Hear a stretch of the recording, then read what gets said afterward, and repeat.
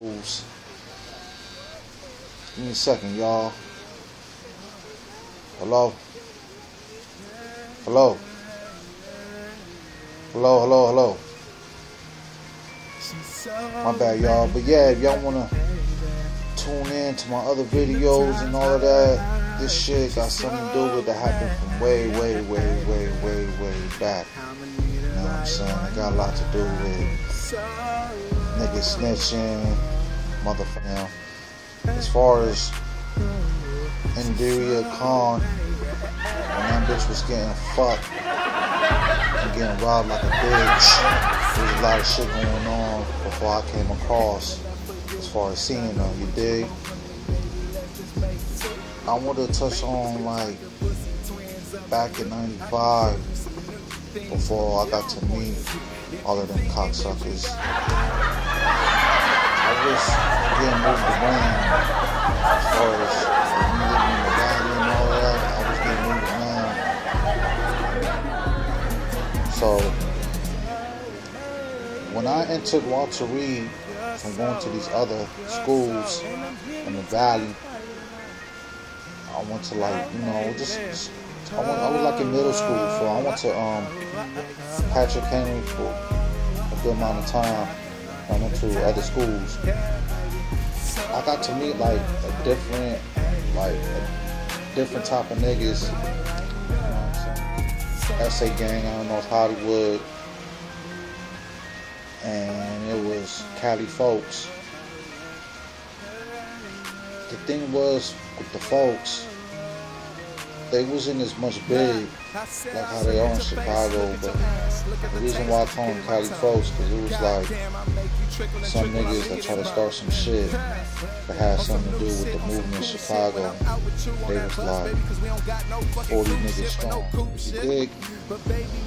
And at that time, it was just, like I said, a group of people that was that started an organization out there. It wasn't as big yet, but they was doing their thing, you dig? Hustling in the streets, keeping the gang alive. Now these gangs I mentioned, I wasn't from none of those gangs, you dig? And a lot of them was just pushing Folk Nation, from what I know. Ben and Rome, they was like two young brothers that was like real tight with each other. You know, them niggas was like Starksky and Hutch. They was like the Chris Cross out the bunch.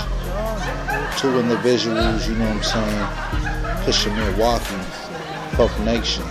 I'm sure Rome, you know, if he was to watch this motherfucking video, you know what I'm talking about, because at that time, he just came out here from Milwaukee. I think it was Wisconsin or something like that. And they had these other individuals as well, you know. Monica Davis, resting in peace. Gino, Elliot, and Hado. Hado had like 3 different names. I couldn't even tell you what his real name was, but he either went by Harold or Diablo. Now, those individuals I just mentioned, Hado, Elliot, Gino, Elliot, Monica, they was pushing folks, but they're like pushing the Chicago folks, you know what I'm saying? They was banging their blue rags. At the end of the day, you know what I'm saying, there was a lot of confusion, because when I was going to junior high, there was some niggas banging Fortray Gangsta Crip. And they was going up to the school, you know, taking niggas' lunches, going in kids' pockets, punching out kids, coming up there, taking off with like shirts and shit from the lost and found. You know, them niggas would sneak up in classes after school was over, you know, taking shit. And we're not talking about a lot of niggas from Fortray Gangsta Crip. It was only like two individuals, 2 guys and a bitch. You know, they was just causing major damage up there, you know, doing a lot of stupid shit, punking little niggas, you dig? So, at that time being, you know, like, they gave Gino, Elliot, Harold an ultimatum, you know what I'm saying? They gave them ultimatum, like, either y'all niggas is gonna be from Fortray Gangsta Crip, or we going up there checking y'all niggas pockets every day. So They eventually, you know, joined in the 4 trades and shit. And when they joined in the gang or whatever, I don't know how they got initiated or whatever. All I know, they was claiming this shit for like a couple of weeks. And after they joined it, then after that, like Gino was supposed to be banging this shit too. But the nigga got fucking punched out his sneakers for trying to bang 4 trade folks. Like he tried to start his own shit within the 4 trade gangster Crips. And them niggas wasn't feeling that shit. So after they heard the rumor, you know, they went up there and knocked his bitch ass out. So like, long. And then, it was a rumor that while I was going to school, if them niggas didn't join, them niggas was gonna get knocked the fuck out too. So, as far as like Hotto, Gino, Elliott, you know, while they was banging 4 trade gangster Crip, you know, like Monica and like her peoples, you know what I'm saying, they was just like banging folks still, but them niggas was just like, you know, on the lookout, you dig? So after this nigga Gino gets knocked the fuck out, you know what I'm saying, by these 2 dudes. Actually, well, he didn't get jumped at all. Like, one nigga punched him in the fucking face, and you know, the nigga flew like a motherfucker, you dig? So it got to the point, them niggas, you know, after they heard what happened to Gino, the niggas was basically terrified. The niggas was terrified for a long time, you dig? The niggas was so terrified to the point, and after the bell rang, they wasn't catching like the buses they normally catch. Like, niggas will go their different ways or whatever because they were scared, you dig? So once the niggas was taking those different routes or whatever, it was a rumor that, you know, when recess came along a couple of weeks later, that them 4 trade niggas was coming up to the school to get banned in Rome. You know, I guess they wanted them niggas to be from 4 trade gangster Crip or whatever. And I guess the rumor was about if them niggas didn't join, they was just finna just get rushed. Told them niggas been in Rome to get ready, nigga, we coming. So, you know, when that rumor got around the niggas and shit, you know what I'm saying, that nigga been in Rome, they made like 1 phone call, and like later on that day, you know what I'm saying, it was like at least like 80 niggas that showed up to the fucking school, you know what I'm saying. And then 4 trade gangster Crip niggas, they basically backed down. And I think one of them niggas out the bunch, I couldn't even tell you his name, but the nigga stepped up to him and shit. It was like, look, if y'all niggas ever come up to the school ever again, y'all niggas is getting murdered. So, you know, them niggas basically never came back there ever again. So eventually Hotto, Elliott, and Gino, they wound up being from folks again, you dig? Months and months later, you know, a race riot happened at the school a day before I just checked out. So it was a lot of shit going on with the black versus the brown back in '95, you know what I'm saying? Like, niggas was getting rushed, niggas was getting thrown in trash cans over that niggas. So it was a rumor that Gino wanted to fight me because his girlfriend couldn't come for me. I didn't never knew the nigga was with the bitch. So when I found out, you know, homie wanted to fight me, I go up to the school, you know, with my little gloves on, ready to knock this nigga out. So when I went up there, he was nowhere to be found, you know what I'm saying? So I asked Harold, I seen Harold like, yo, nigga, where's Gino at? I don't know where he at. Why the fuck you asking me? So I'm one to punching a nigga, you dig? You know what I'm saying? Even though I ain't starting this video to start any shit or nothing, it was just the truth, you know what I'm saying? I felt like at that time, long time ago, he came at me crooked, so I rushed the nigga. But other than that, I ain't got no problems with homie, you know what I'm saying? You know, shout out to that nigga Diablo from folks, you dig? Other than that, after I rushed him or whatever, we got in a fist fight. Well, I don't really consider a fist fight because he didn't hit me at all. A nigga pulled up in a gray BMW Beamer. And the nigga pulled up in a gray BMW Beamer. The nigga got out like a fucking caveman. It was a Hispanic man. And he pushed me off the little dude, which I was fighting or whatever. And he told everybody to bounce on some New York undercover type shit. So basically, after the confrontation took place, the nigga Ramir banged on me. And after he banged on me, I told the nigga where I was from. And he told me where he was from. And everybody pretty much departed ways. So the point of me of bringing this motherfucking, this situation up is, you know what I'm saying, 1, I would love to say rest in peace to Monica Davis. 3, I'd like to say rest in peace to Ramir. And 4, this big bitch ass nigga I'm talking about was Chaka Khan's security guard the whole fucking time. The nigga Gary, yo, on some New York undercover bullshit, B. Once again, that's Eddie Mirrors at AOL.com. You dig? Yeah, I'm going to touch on a quick topic. I ain't going to be too long. I'm going to look up too. So, but yeah, like I was saying, during that time in 1997, I got released from juvenile hall. While I was still fucking with Chaka Khan's son in the streets. It was some other dudes I was hanging out with, you know what I'm saying, in the city of North Hollywood. Now, these particular individuals, niggas I used to just smoke weed with or buy weed from in the streets, you know what I'm saying. If y'all go back to my videos as far as scums of the earth or just scums, if y'all type that in as far as my YouTube videos, y'all will have like an idea of what the fuck I'm talking about, because it's a lot of shit, I let out as far as letting shit off my chest, you know what I'm saying, that makes sense on everything I'm fucking talking about right now, you dig? Back to these individuals, you had Gino, Elliot, and Harold. I want to talk a lot about them, later on during this film. But for starters, you know what I'm saying, being in Rome, like I mentioned in my last video, them niggas was like real close with each other. Them niggas was always hanging out in school, you know what I'm saying, they was always like trying to do music with each other. Pretty much them niggas was on the grind, you dig?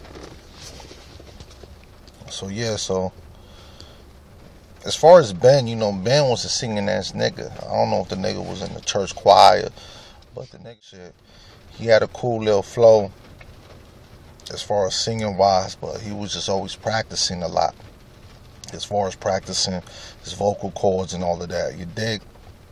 At the time, this nigga had like a flat top, like dreads and shit, you know what I'm saying?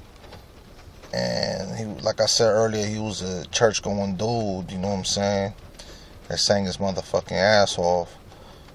But this nigga was affiliated with folks. The nigga was banging folks. That's all like he cared about, running with his gang in the streets.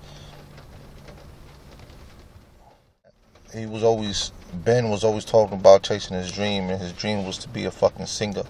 And he was always chasing hoes, whenever he had extra time on his hands. You heard? Now, as far as Rome was just a young player. You know what I'm saying? Long hair and shit. Always talking shit. Always stealing from motherfuckers. Like, the nigga was so foul, the nigga would steal weed and money from his mom's purse if it came down to it, you dig? Nigga was always wearing baggy clothes. You know what I'm saying? I'm talking about clothes that never fit him. It was on like some street clothes. Didn't give a fuck about shit.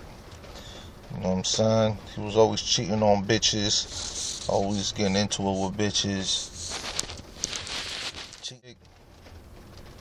But at that time, we never called the motherfucker Rome. The nigga either went by Batman or Busy. The reason why we called him Batman, because he looked like Marcus Houston, and he always find himself in some shit. You dig? And the reason is sometimes, other motherfuckers will call him Busy, because he was trying to rap like Busy Bone all the fucking time, you know what I'm saying? Harmonizing, rapping fast and shit. And the nigga, like, those were his idols back then, you dig? And that's all that nigga was listening to, and that's all that nigga was trying to sound like, you know what I'm saying? Busy Bone. off Bone Thugs and Harmony. Ben and Rome were comrades. You know, the niggas was best friends. The motherfuckers was aces, you dig? And both of them dudes was claiming folks. You know, they had their little shit pumping in the streets. Now, Ben, he was rarely outside like that, you know what I'm saying? Because the nigga was staying with his parents. And I guess whenever he get bad grades in school, you know, the nigga wasn't allowed to come outside. The nigga had a fucking curfew. And he was rarely being in the streets like that. You heard?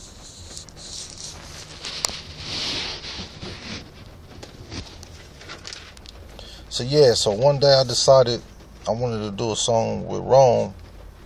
You know what I'm saying? Later on, during those years, you know what I'm saying, I wanted to do a song with Rome. So I was listening to some music at Someth House. When I was listening, we wanted Rome to do a hook on the song. So, you know, we was trying to get in contact with homie, you dig? But besides all of that, you know, what I was talking about earlier, you know, Gino, Elliot, those motherfuckers joined the SA gang and all of that, you know what I'm saying? They joined, I don't know what made them do it, but you know what I'm saying, that was that. But yo, man, there's a lot of traffic going on right now, you know what I'm saying? I'm gonna get into more of this story later, you know what I'm saying? If you want any movies, any new music, any exclusive videos, that's straight from the motherfucking street. Any hip hop, that's straight from the motherfucking street. Holla at your boy, ASAP, EDDY, period, MIRRORS at AOL.com. Once again, that's Eddie, period, Mirrors, AOL.com. Once again, that's Eddie, period, Mirrors, at AOL.com. Dick.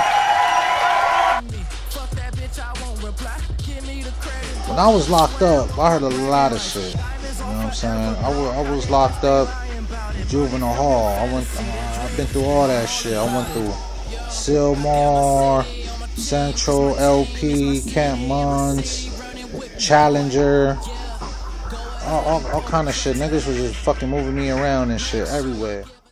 It was just gang banging was really the thing to do when you was in there. Like in the streets, it's pretty much the thing, but when you in there, you gotta rep something. You know what I'm saying? Juvenile hall out here in LA, it's not a game. You know what I'm saying? It's not a motherfucking game. I met little niggas, 13 years old, that was on their way to YA. It's all kind of.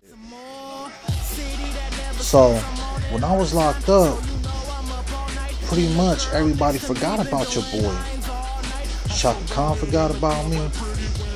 Some motherfucking bodyguard, which was the motherfucker that snitched me out. I'm gonna get into that shit too.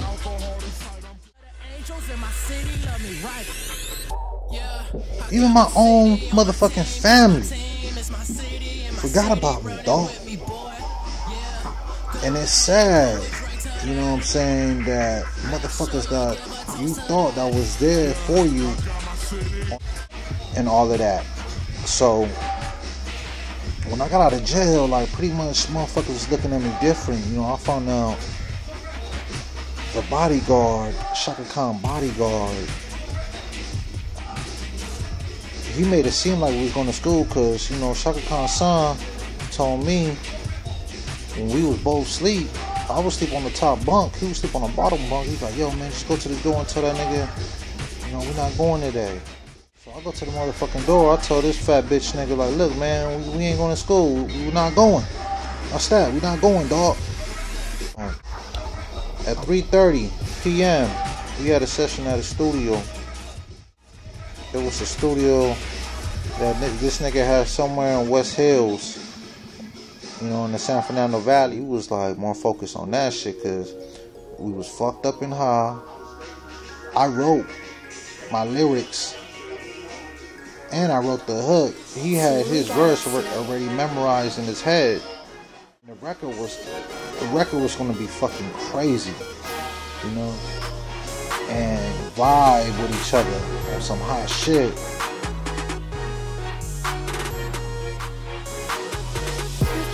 So the bodyguard, he already had 3 cops in the house when they came in the house looking for me. He didn't have to tell those motherfuckers I was there, yo.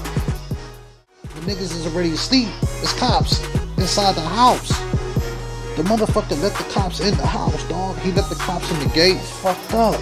Because I somewhat looked at the nigga somewhat of a, you know, cool motherfucker. You know what I'm saying? He had his times where he do bitch shit. A bitch nigga, but you know, like. So the motherfucker had these cops sitting in the I think they was pretty much like in the dining room area. You know, the bodyguard chopping it up with these motherfucking pigs in the motherfucking dining room, while me and Chaka Khan's son, we sleep, we sleeping. You know what I'm saying? We was drinking on some Tanqueray, and some beers, smoking kush out of a fucking bong. You know, like niggas was just out of it. So the motherfucking police having some shit going on, man. Chaka Khan's bodyguard is a motherfucking rat. Because I was waiting to see that nigga when I got out of jail. I ain't seen the nigga. You know what I'm saying? When he was on the phone with me, I didn't know he was a snitch till after the fact. You know what I'm saying? I put it like this, to cut the bullshit. Chaka Khan, I look at it more of like Griselda Blanco. I look at this bitch as the Griselda Blanco of the music industry. This bitch shattered motherfuckers' dreams, shattered people, robbed people.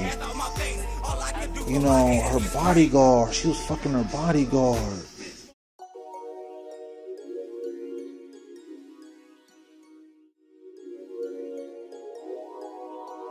The bodyguard was fucking my stepmother. You know what I'm saying? While I was incarcerated, I found out, you know, basically set me up. You know, they put some shit on me that didn't have nothing to do with me. It was kind of like I was just at the wrong place at the wrong time. You know what I'm saying? And I wind up doing like 6-7 months in juvenile hall behind that little stupid shit. You know what I'm saying? But I started finding all this shit out through people that was being so fucking secretive with me. You know what I'm saying? I ain't got to see Chaka Khan. I seen her probably like 3 months after I got released. I say like, I think I seen that bitch like on Thanksgiving. I seen her at Thanksgiving. I didn't know all this shit that was going on till after I talked to her. And you know what I'm saying? Like, this bitch literally does a lot of fucking drugs. You know what I'm saying? Like, from cocaine to liquor to fucking meth. All of that, man. All of that. So, everybody show their true colors when I got out, because motherfuckers started switching up on your boy, you know what I'm saying? And Chaka Khan played a big role in that shit, because I put it like this. If your bodyguard locked me up, and I ain't seen you in some time, why the fuck you act like you don't even know me? What happened with the money that you promised me to give me to get my label off the ground? Like, this bitch act like she didn't even know a nigga, dog. And I did time prior to hanging out with her son. Then, what fucked me up was I was still trying to hold a conversation, because I didn't know how it was to act around stars and all that. You know, I was only 19 years old. And when I was 19, you know what I'm saying, I was never around stars like that. Like, I used to see him, but I wasn't with all the hugging, taking pictures shit, you know what I'm saying? Like, I used to give a lot of niggas. It was really no communication there, you know what I'm saying? No shout outs, none of that. Like, bitch, you know me. Bitch, this ain't a motherfucking game. I know who your son is. I know your fucking daughter. I know your son, Damian Holland. I knew where your mother stayed, which was his grandma. I was there when the fucking your son was wrestling with your brother over some fucking crack because your crack-headed brother wanted some money from you. You didn't have no money, so you gave the nigga some fucking crack. He wasn't pleased with the crack you gave him, so you guys started arguing. And his son, D, which was the motherfucker that tried to break up the fight. You didn't do shit but calling out. When he's wrestling your brother over your fucking coke habit. You little piece of shit. Don't try to pull no motherfucking Diddy move on me. I'm not asking for money. I'm asking for the broken promises to take back that you made for me. You fucking fat horse. I've been with you at the Rose Bowl. I've been with you at the Soul Train Awards. I've been with you everywhere in fucking traffic. I've been with you in Beverly Hills, Santa Monica. The point of me making this tape is to let you know that you and your bodyguard is some motherfucking snitches. Bottom line. He's a piece of shit for taking from the youth. The youth. When I mean the youth, I mean the suffering black kids of America and this society. You glorifying yourself because you got these little Freemason rituals that you got going on with your fucking bodyguard. Who knows who your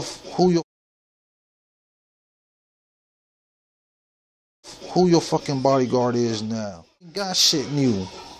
You don't even look the fucking same anymore. With your long ass fucking nose. You know what I'm saying? And it's no disrespect to Griselda Blanco. The reason why I say Chaka Khan, she destroyed a lot of people's families, man. Just a cold-hearted demon. You know what I'm saying? And the fucking bodyguard, he was pretty much a snake because the Freemasons don't believe in the Bible. But this fucking fat bitch is a fucking drug addict / Freemason that work with Jews that take from people. These motherfuckers suck the blood out of people to go out their way to get what they want. Word up. Her fucking bodyguard, his name is Gary. I know that fat fucker. His fat ass son was never shit. We talking about some fat assholes that ate up shit in the house, man. Me and Chaka Khan's son D, we was just in the room. Either, niggas was either working out as far as lifting weights, on the exercise bike, cause the nigga had some little shit in his room, with the little pull-up bar, do pull-ups, drinking 40s, that was our thing, yo. Everything else was just satanic towards that house. Let me tell you how fucked up it was, man. Because Pac passed away. They say he passed away in September. I don't know the exact same year of December. I went to Chaka Khan's house. Because I met the nigga like a little bit after that, you know what I'm saying? 'Cause I was in New York when Pac got shot up, you know what I'm saying? And when I came from New York, End of September, that's when I checked in Canoga Park. And when I checked in the motherfucking school, I met her son, you know, we wound up being real cool. We was kicking it, you know what I'm saying? That December though, man, that December was crazy, man. You know, I go through the secret gate and shit. And please remind you, she was neighbors with Martin Lawrence, because Martin Lawrence was living next door on this side. She was like in the little corner house or whatever. So I went in through the gate. And we went to the motherfucking gate. When I went through the gate and went inside the house, like everything was dark. Her lights usually come on and, you know, lights usually come on when it's dark. You know, she put on a little lamp. Straight up. And this is the motherfucking creepy shit about the whole shit. And this is when I got to understand what is a Mason, you know what I'm saying? I don't know everything about Masons, but this is what I got familiar with before I went to jail, because I wasn't too much big on what religion was, you know what I'm saying? So when I walked in this motherfucking house, I seen a black cat on top of the house, just ran away, like the motherfucking black cat ran away. The nigga already gave me the okay to come in the gate, because he sees me from, you know, like they had like a little surveillance camera system inside, you know what I'm saying? So I go in, it's dark, I see the cat, and the shit kind of tripped me the fuck out, because the cat had like red eyes. It was like some yellow reddish eyes, dog. But he ran away as soon as he heard me, you know, take that first step on the step. It was like a stoop. It was like a little stoop on the fucking floor before you go up to the door. And the fucking cat, I just heard wind like, the motherfucker disappeared within a motherfucking blink of my eye, dog. Boy, shit you not. So yeah, the nigga D opens the door. He's like, oh, what's up? I'm chilling, my nigga, you feel me? He's like, what's up, you bring some blunts? I was like, nigga, you didn't tell me to bring no motherfucking blunts. If you would have told me, I would have bring it, nigga. So I'm following this nigga, but I advise you, everything is dark in the motherfucking house, dog. The shit, it was just crazy to me. So it's so dark in the motherfucking house, I had to like really follow him, because the nigga had like a white tee. He got to the door, the motherfucker had a white tee with some boxers on, you know what I'm saying? It was just like walking into a fucking haunted house, man. They watching some cartoons. I tried to get a good look. I thought it was some Winnie the Pooh shit, but it wasn't. It was like a, I don't know if it was a bootleg of Winnie the Pooh. Like, it was just, you know how like nonsense that they had on the small ass bullshit television, you know what I'm saying, in the right room, and nobody was sitting over there. Say a living room, it was like a living room connected to an open room, like an open area, which was like a lot of space, you know what I'm saying? I think somebody was either doing yoga or gymnastics in that little small area, but it was like just like a long hallway with a lot of space, but it was connected to a living room where they was watching a little satanic cartoon bullshit. And I seen a lot of candles lit in the kitchen, and I seen like a bright ass light, nigga, a bright motherfucking light that was coming from the pool that was outside in the backyard. So I'm peeping game. I'm looking at niggas out there, seeing Paranormal Activity Part 3. It was just like a dark ass house with like not too much light, but a little bit of lights here and there you see. Cause I seen like probably like 4 candles in the kitchen, but I only seen one light in the motherfucking backyard. You know what I'm saying? Cause the motherfucker didn't have walls like that. If you go towards the back of the kitchen, I promise you, dog, when I went to his motherfucking room, I seen I seen like little statues. It was like an elf, an elephant. Let me turn this shit on and let me get real with you guys. It was like an elephant, a couple of elves, a Santa Claus. But like, I'm talking about like little ass statues. Little ass statues you could sit. It was like something like this kinda. You know what I'm saying? Something like this.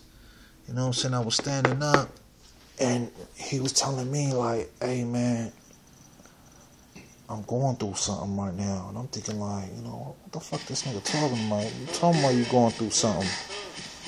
And he was like, I'm going through some shit. But he wouldn't tell me what he was going through. The nigga was just praying. He was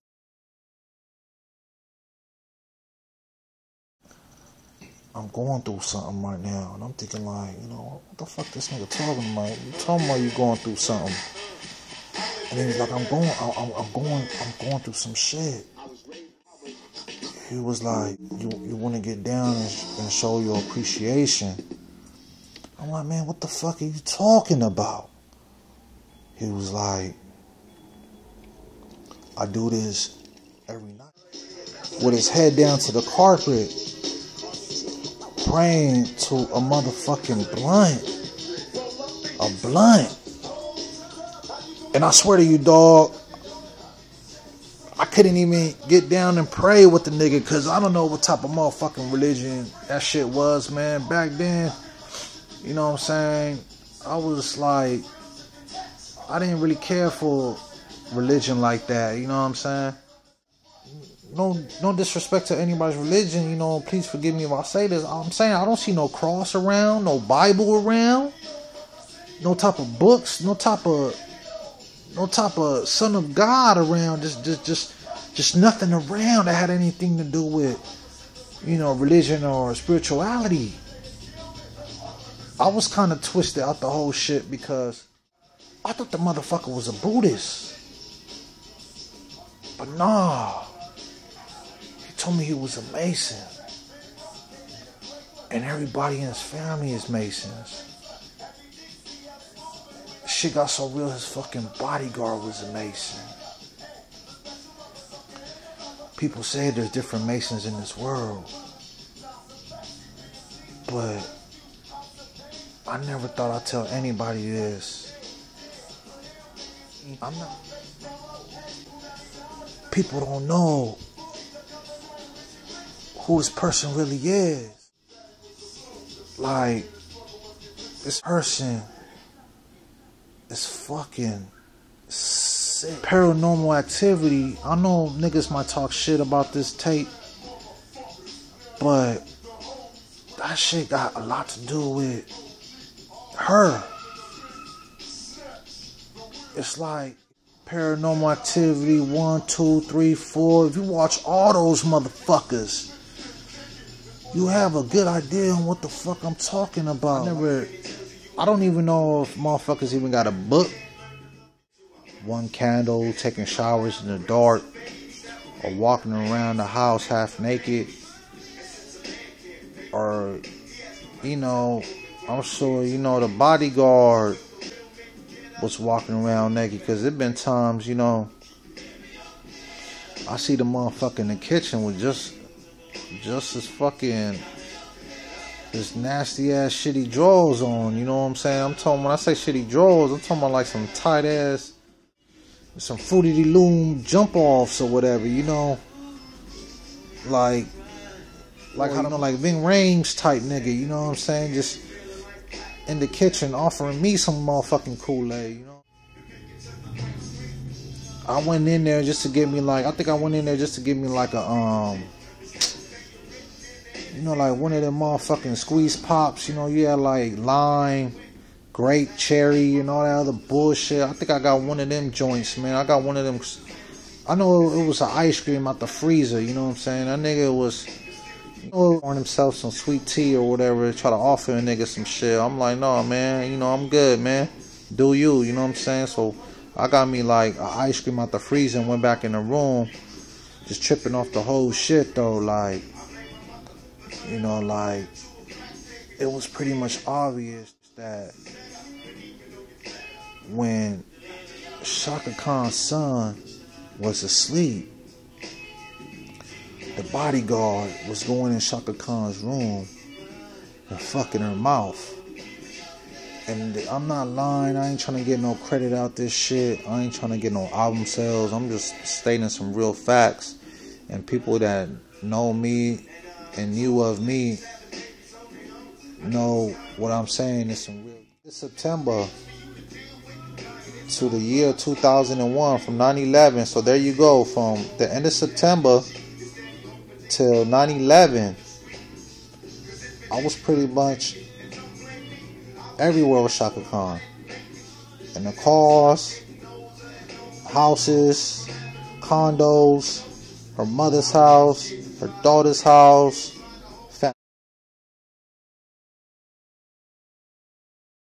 after shows at certain clubs, private clubs. And you get that movie Devil Inside, The Devil Inside or something. It's like a nun on there with some gray eyes, white eyes. I think it's a nun on the cover with some white eyes. You will see what I'm talking about. Because that shit in those movies, I was seeing that shit in reality, nigga. I'm not playing. The bitch is a crazy freak.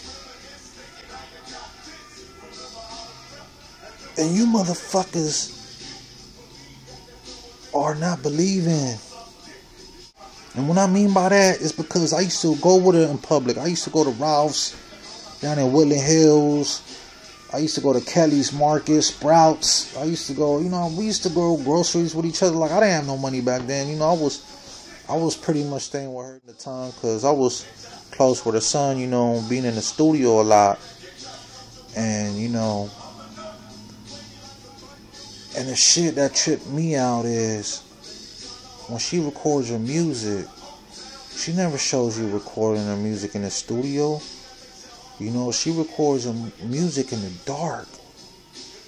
I seen that shit too, but I didn't really pay no attention to it. Like I didn't really feel overwhelmed till I seen the second time and seeing how they pray with each other and all that. And the shit is fucking crazy, man. The motherfuckers had black shirts with fire coming out of it, skulls everywhere, a little bit of candles here and there. Bathrooms was closed. Like, you wasn't allowed to use the bathrooms during their little praying times. Or if they have some shit going on in there, they'll tell you, hey man, you can't use the bathroom right now. So I'll be like, nigga, what's up, man? I gotta take a shit. Well, you just can't use it right now. But one time I used the bathroom, dog. I didn't use it. The bodyguard left the door open. I lied to the nigga. Like, when they finished doing their little ritual shit, they was in the room. And I told them I need to use the bathroom, but I didn't go to the bathroom. I went to the kitchen. And when I went to walk past the bathroom, the door was open. And there was just roses everywhere on the floor. In order for me to see what it was, I would have had to turn on the light. And I didn't want to turn on the light because if I would have turned on the light, I would have exposed them as far as to myself on who they really were. But I got to see a little bit of shit. But that's their whole get down. They fuck each other. I don't know if the son was fucking his own sister. I don't know nothing about that, but I know I had to separate myself from them for a good amount of time to understand what they had going on. Man, I just wanted the reason for me calling you, I just wanted like a good outlook, I just want to know, honestly, your vision. You know what I'm saying? Remember when we went with D? You know what I'm talking about, right? When we went with D. Chaka Khan son, you know who I'm talking about, right? I'm on fucking yeah, I don't know. Damien. Yeah, well, what happened when we went to Canoga Park High? You know what I'm saying? Like, we got the limo.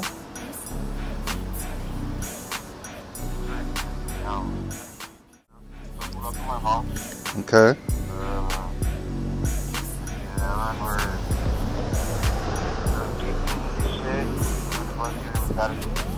Wait, speak louder, dog. Speak louder. I remember they got so big, you know what I'm saying? I don't know what the fuck he was at. Dang, your cousin got into it with something. Yeah. And after that, nigga was like, oh, nigga was like, nigga, the studies, other than that, nigga was bumping, something like that. How nigga was a nap. And then, after that, nigga, dang, you was out here. By yourself. Who said that?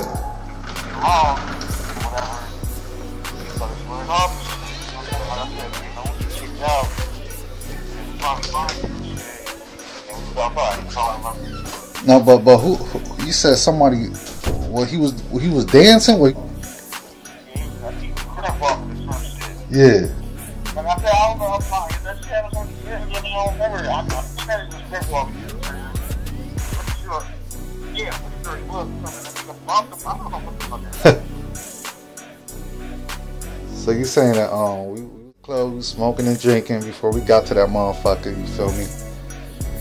And pretty much, everything was all good. We was chilling. Then the nigga started walking, and some nigga was, they got the tripping on each other.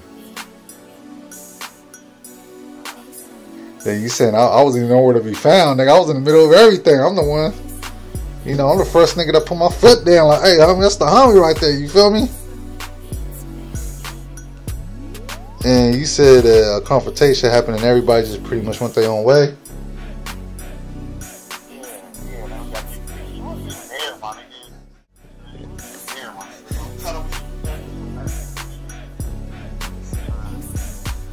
You said I was all hugged up with some hoes nowhere around the area.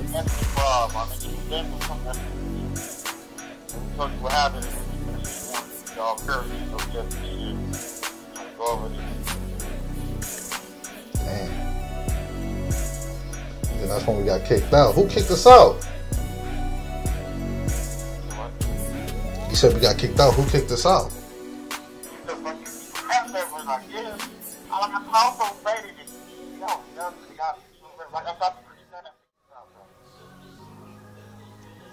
Damn. Shit. Hello? I said that's when we went back to his house and we spent the night, right? No, we went back to the bitch's house. You started tripping. No, that was a different. No, that was a different day. I don't know what the fuck happened. So you said we went back to hang out with some shorties and I was just wilding out, acting stupid.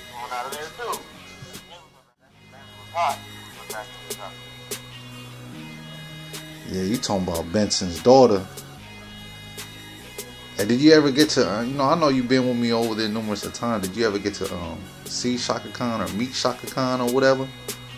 Yeah, I know he kind of like that. Was it California? I think it was California. He and her smoking the butt together. Smoking the butt together and shit. In the kitchen. Get the fuck out of here. You're supposed to leave you guys. They got me.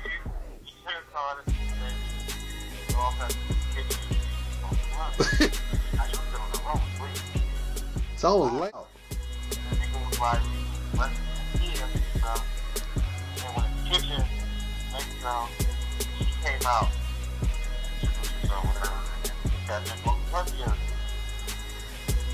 Was it some kush, some stress, some bullshit, like? I was fire. It was okay. Wow. In the kitchen, hot boxing. Hell yeah. Just y'all three though. There's nobody else. Just y'all three. The bodyguard wasn't there, that fat bitch nigga? The bodyguard. I think he was there when he did. Like I said, like, he never three movies on the goddamn. Hold on. There you go. Based on a true story. I was scared about it. Why the fuck would I fight him? Shit, cause he snitched me out. Cause I went to jail behind him. You know, he told the feds where I was at. That was the reason why I went. You know, I went down. You know what I'm saying?